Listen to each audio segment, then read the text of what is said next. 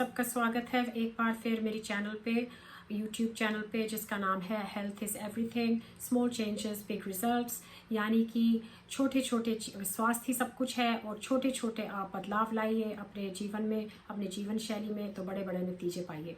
तो मेरे इस चैनल का सबसे बड़ा मकसद ये है कि मैं आपको कुछ ऐसे वीडियो बना के बताऊं आपको कि कैसे हम अपने जीवन शैली को बदलें, जिससे कि आगे चल के हमें परेशानियां कम हो। जैसे कि दिल की बीमारी हुई, जैसे कि स्ट्रोक आने की संभावना हुई, जैसे कि डायबिटीज़ टाइप 2 जो आगे चल के होने का रिस्क रहता है, जैसे कि कुछ कैंसर्स हैं और डिमेंशिया है। बहुत सी ये बीमारियां जो हैं ये हमारे जीवन शैली से संबंधित हैं कि हम कैसे हम रहते हैं, कैसे हम खाते पीते हैं, उससे इनका कनेक्शन है। तो आज मैं बात करने जा रही हूँ पॉलीसिस्टिक ओवरी सिंड्रोम के बारे में, जिसको पीकॉस भी बोलते हैं शॉर्ट में, जिसको हार्मोनल इम्बैलेंस भी बोलते हैं।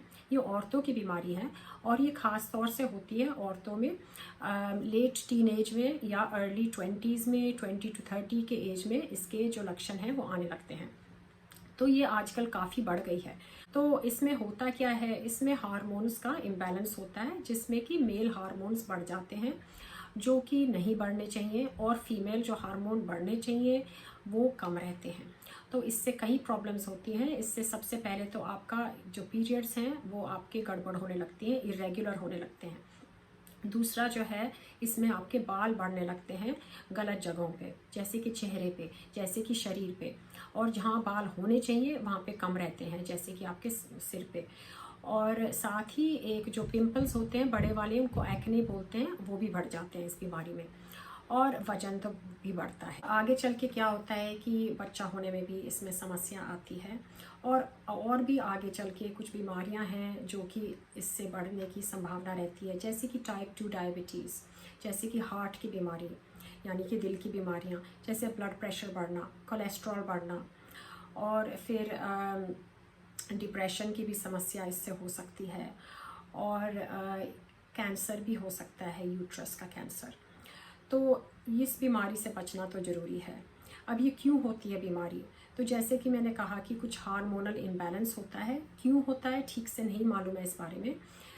इतनी रिसर्च में अभी तक नहीं पता चला है क्यों ऐसा हो रहा है और क्यों ये बढ़ने लगी है आजकल। लेकिन ये कुछ मानना है कि एक तो ऐसा है जेनेटिक जिसको बोलते हैं, जैसे कि फैमिली में आपके किसी भी मेंबर को, मदर को, बहन को, मौसी को अगर ये बीमारी है तो थोड़ी सी संभावना बढ़ जाती है आपको होने की। दूसरा ये है कि जो हमारी जीवन शैली है उससे भी इसका संबंध है। तो वज़न बढ़ना जो है वो बहुत बड़ा इसका कारण है।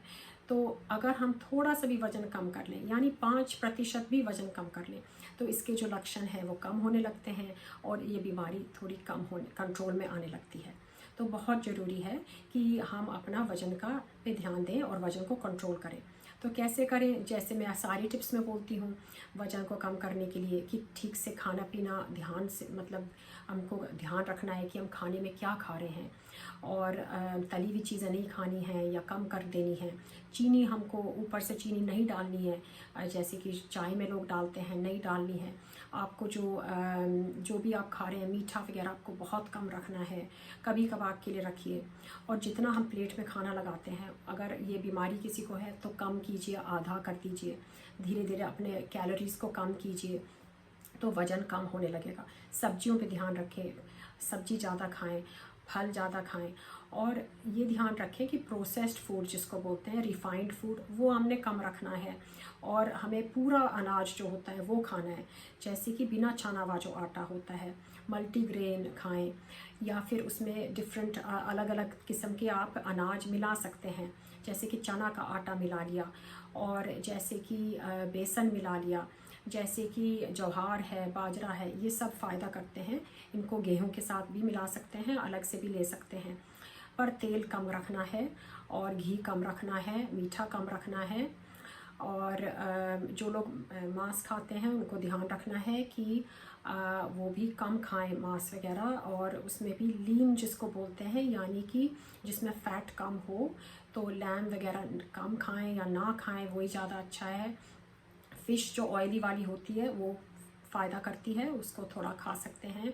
और थोड़ा बहुत चिकन अगर खाना है तो उसमें बहुत जो कम फैट वाला हिस्सा होता है चिकन का, वो आप खा सकते हैं। बाकी जो है इसके अलावा आपको ध्यान रखना है, एक्सरसाइज डेली करनी है। आधे घंटे की एक्सरसाइज बहुत ज़रूरी है, और उसमें आपको थोड़ा दौड़ना है, थोड़ी सी ऐसी एक्सरसाइज हो जिससे कि आपका सांस फूले। और साथ ही साथ मैं कहूँगी कि ठीक से सोएं। सोना भी बहुत ज़रूरी है हमारे स्वास्थ्य के लिए।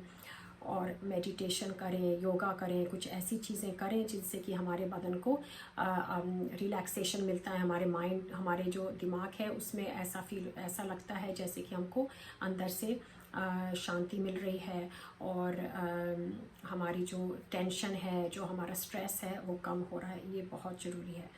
और इसके अलावा मैं कहूँगी, अगर आपको ज़्यादा समस्या हो रही है आप डॉक्टर को ज़रूर दिखाएं।